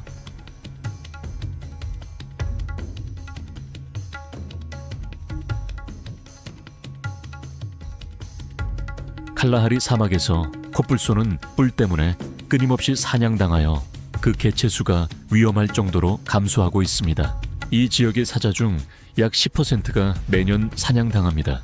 미어캣처럼 작은 동물들조차도 잡혀서 애완동물 시장으로 팔려나갑니다. 이러한 위기 속에서 강력한 보존 노력이 이루어지고 있습니다. 중요한 전략 중 하나는 이동 통로를 설정하는 것입니다. 보츠와나, 나미비아, 남아프리카 공화국을 잇는 국경을 초월한 보존 프로젝트에서 많은 울타리가 제거되어 동물들이 자유롭게 이동할 수 있게 되었습니다. 그 덕분에 푸른 누영과 얼룩말 같은 종들이 더 멀리 이동할 수 있게 되어 물과 먹이를 찾을 수 있었습니다. 특히 주목할 만한 점은 한때 거의 멸종 위기에 처할 정도로 사냥당했던 종인검은 코뿔소 복원 프로그램입니다. 칼라하리 중앙보호구역과 같은 보호지역들은 그들에게 안전한 피난처가 되었습니다. 2021년에는 한 무리의 검은 코뿔소들이 자연 서식지로 성공적으로 재방사되었습니다. 엄격한 보호 노력 덕분에 칼라하리에 검은 코뿔소, 개체수는 강력하게 회복되어 2024년에는 암심하리를 넘어섰습니다. 이는 진정한 희망을 가져다주는 중요한 이정표입니다. 우리 각자는 야생동물 보호라는 큰 그림 속에서 중요한 한 조각이 될 수 있습니다. 세렝게티 숲에는 우아한 움직임을 가진 힘의 상징, 아프리카 코끼리가 있습니다. 육중한 몸으로 그들은 사나움이 아닌 고요한 위엄으로 군림합니다. 부채처럼 넓은 귀는 열을 식히는 데 도움이 될 뿐만 아니라 천을 조절하는 역할도 합니다. 아프리카 코끼리는 암컷이 이끄는 작은 무리를 지어 이동하며 먹이를 찾아 먼 거리를 이동합니다. 건기에는 그들은 강을 따라 배회하거나 스스로 땅을 파서 지하수를 찾아내어 다른 많은 동물들을 위한 임시 무릉덩이를 만들어줍니다. 성체 코끼리는 매일 140kg에 달하는 초목을 섭취할 수 있습니다. 이들의 초식 습관은 자연의 균형을 유지하는 데 핵심적인 요소입니다. 코끼리는 우거진 덤불을 쓰러뜨려 새로운 길을 열고 어린 풀이 자랄 수 있는 환경을 조성합니다. 하지만 이들을 둘러싼 세상은 점점 더 예측하기 어려워지고 있습니다. 장기적인 가뭄과 비정상적인 강구량은 코끼리들이 더 멀리 이동하게 만들고 있습니다. 그럼에도 불구하고 이들은 여전히 필수적인 역할을 수행하는 자연의 공학자입니다. 코끼리 배설물조차도 흙을 비옥하게 하고 씨앗을 퍼뜨리는 데 기여합니다.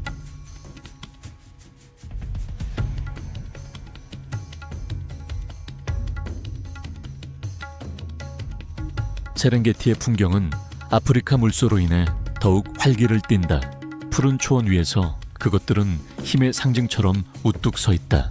우람한 몸집과 초승달 모양의 뿔을 가진 그것들은 영역을 지키는 전사들이다. 사자와 마주하면 물소는 최전방의 전사처럼 버틴다. 각 무리는 힘이 지위를 결정하는 공동체이다. 지배적인 개체들은 선두에 서서 살아있는 요새를 이룬다. 태양이 자결할 때 물소떼는 고목의 가지 아래에서 그늘을 찾는다. 이들의 풀뜯기 활동은 경관을 형성하는 데 중요한 역할을 한다.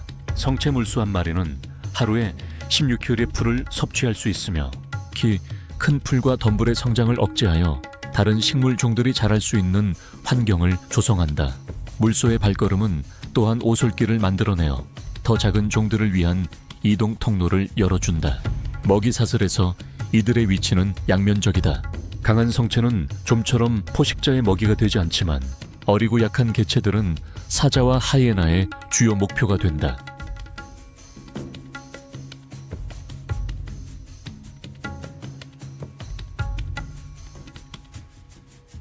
건기가 시작되면 세렝게티에 남아있는 수자원으로 동물 무리들이 몰려듭니다. 이 장소들은 긴장감 넘치는 전장으로 변합니다. 이곳은 사냥의 시간입니다. 이 싸움에서 전박이 하이에나는 명수입니다. 2200만 년이 넘는 진화 끝에 그들은 기술을 완벽한 수준으로 갈고 닦았습니다. 강력한 턱과 유연한 사냥 전략으로 하이에나는 중요한 역할을 합니다. 최대 80마리의 개체로 이루어진 무리를 지어 생활하며 그들은 암컷이 이끄는 사회 구조를 가지고 있습니다. 밤이 깊어지면 하이에나의 이 점은 더욱 커집니다. 그들은 시속 16km의 속도로 지칠 줄 모르고 사냥합니다. 그들의 깨무는 힘은 가장 단단한 뼈조차도 으스러뜨릴 만큼 충분히 강력합니다.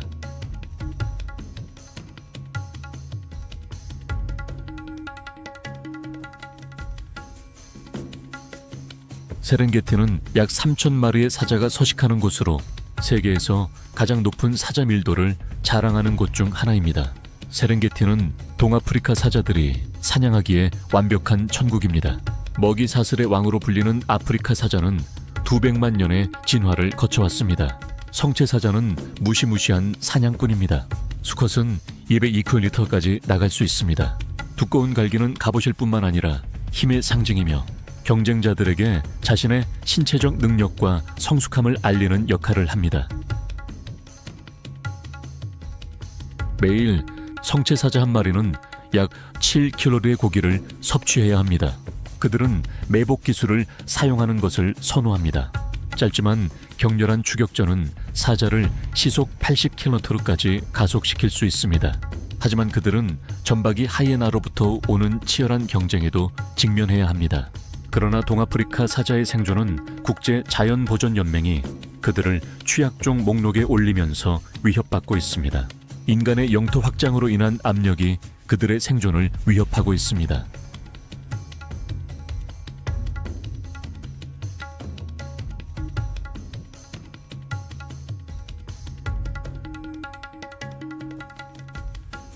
넓은 세렝게티 초원은 속도의 달인인 치택의 완벽한 놀이터입니다.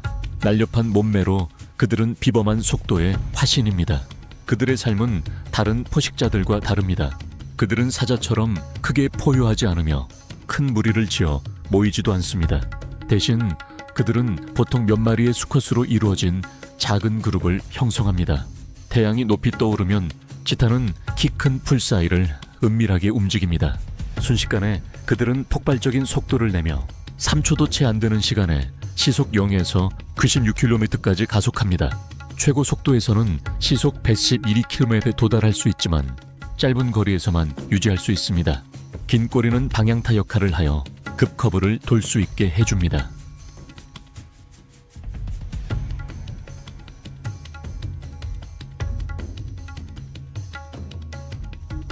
자연은 생존을 위해 수백만 년을 싸워왔습니다.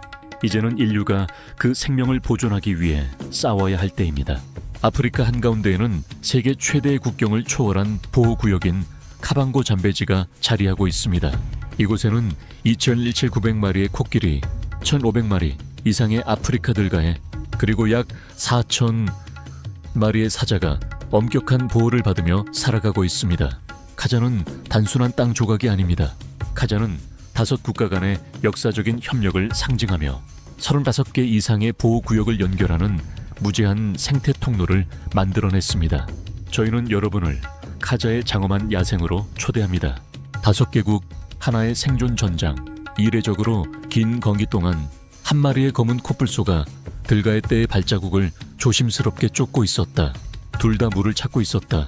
기후변화가 KAZA의 자연의 리듬을 재편하고 있다. 지난 10년간 강수량은 15-20% 감소했다. 평균 기온은 1.5도씩 상승했다. KAZA 생태계는 막대한 압력을 받고 있다. 수백만 년을 버텨온 종들은 이제 인간이 야기한 기후변화라는 새로운 위험에 직면해 있다.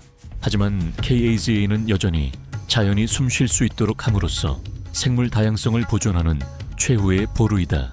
카방고 잠베지, 즉 KAZA는 앙골라, 보츠와나, 나미비아, ям비아, 짐바브웨 5개 국가를 아우르는 국경을 넘나드는 보호구역입니다. 카방고강과 잠베지강이라는 2개의 큰 강 유역 사이에 위치한 이 지역은 대륙의 생태학적 심장으로 묘사됩니다. 5개 국가가 함께 광대한 경관을 관리할 때 가장 큰 과제는 무엇일까요? 자연, 문화, 사람 아니면 정치일까요? 함께 탐험해 봅시다.